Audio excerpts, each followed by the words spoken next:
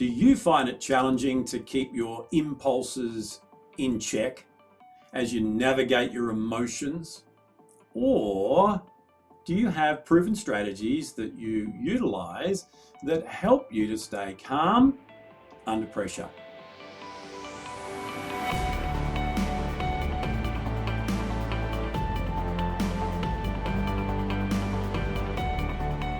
Hi, this is Grant Herbert, Emotional Intelligence Speaker and Trainer of the Year and Master Coach Trainer. And today I want to continue our conversation as we enter this second quadrant of emotional intelligence self-management by talking about a foundational competency of behavioural self-control. Most people have things that push their buttons and then they react on impulse. It's like when you were young and you just decided that you were going to give that girl a kiss on the cheek, and she was totally surprised and it didn't work out how you wanted it to work out. Or you abdicate control and give over the control of your behavior to this inner crazy person, and it causes conflicts to escalate all the time. Last week we had a look at how the brain works as data comes in, as the prefrontal cortex does what it can to regulate the responses of the emotions that we experience. And I'm here to tell you that when we learn to control our behavior, to manage it in a way that successfully takes us to a logical outcome rather than an emotional reaction, we can have way more energy, we can be unflappable, we can act on logic, and we can get much better results for ourselves, for those people we interact with, and for the greater good. Are you the person in your house that needs to have the remote control? So when you're watching TV, you can change channels or do what it is that you need to happen? Or do you allow other people to press your buttons for you? Exercising behavioural self-control is taking back the remote control. It's when buttons are pushed, being able to decide what outcome you want to happen, to manage not the emotion, but the response to it. And what I want to do this week is I want to take you through some key principles and then give you a strategy to help you to actually navigate even the most emotionally charged situations by exercising this thing called behavioural self-control. Behavioural self-control allows you to keep disruptive emotions in check, to be able to navigate them, allow them to take their course, and for you to be able to steer them in the direction by steering your thoughts and therefore your behavior so that you get the outcome that you really want. So let me take you through a 5-step process that I teach my clients to be able to, when that initial emotion happens, navigate it and steer it down the path that gives you that outcome. Number one is name the emotion. You'll remember back when we were in self-awareness, we talked about the fact that there are at least 2,000 words in the English language alone to describe the emotion that you could be feeling right now. And in fact, you could be feeling more than one emotion at any one time. By labeling that emotion correctly, we're then going to be able to have a strategy for the right emotion. If we label it as something else, then we have a strategy for that emotion, then it's going to confuse the issue and we're not going to get the result we want. So the first thing we need to do is accurately assess in a logical way, what is the emotion I am feeling right now? Now, this may not be something that you do on a regular basis. It might be unfamiliar to you. So what I suggest that you do is over the next couple of weeks is just give yourself space in your day to stop and ask yourself that question. What, and that's the key, using the logical word of what is the emotion I am feeling right now? When you come up with the first answer, challenge that and go, is it really that? Or is that what I just call emotions of any type around that particular area? Do I really feel angry, or am I just frustrated? And get into the habit of being able to work out physiologically, what is that emotion that I am feeling right now? So that's step one, name the emotion. Number two is to audit your thoughts. I love the word audit. Remember last week we talked about the fact that whenever we go through a logical process, it lights up our neocortex. So if we want to make sure that our prefrontal cortex is in control and able to regulate the emotions successfully, whatever we can do to keep those neural pathways lit up, the better. That's why we ask what questions and how questions rather than why. When we do an audit, that's a logical process. So what we're doing is using what and how questions to audit and ask ourselves, what am I thinking right now? And as we go through that dialogue and work out exactly what we're thinking, we can see patterns and triggers that in that inner dialogue take us from that initial emotion to the poor behavior.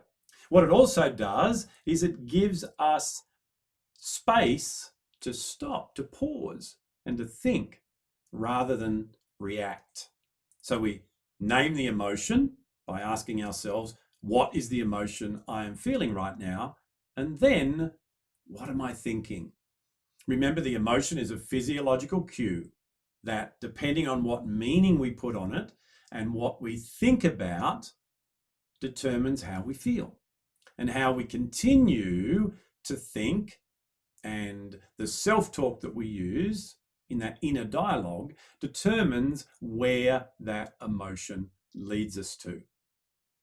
So number two is to audit your thoughts. Number three is to decide the outcome. When we actually decide where it is that we want to go, we've got a much better chance of getting there. If I set off on a journey and I just drive with no clear goal in sight, I'm not sure where I'm going to end up. And it's the same when we're navigating our emotions so that we can manage our behavior. So now that we've got our brain in a state that allows us to think logically, because we've asked ourselves, what is the emotion and what am I thinking? We can now ask ourselves the question, what do I want to happen here? Because we're not spiraling down in the emotion of it by asking why questions. We've got a state going on physiologically and emotionally that allows us to make good decisions. So we can decide, well, what do I want to happen here? And then we've got something to aim to. So the third step is decide the outcome. Number four, and this is a big one, is to control the sabotage. What is it that you do normally in situations that are emotionally charged? What is it that you say? What does your body language do that takes things down the path that you don't want to go?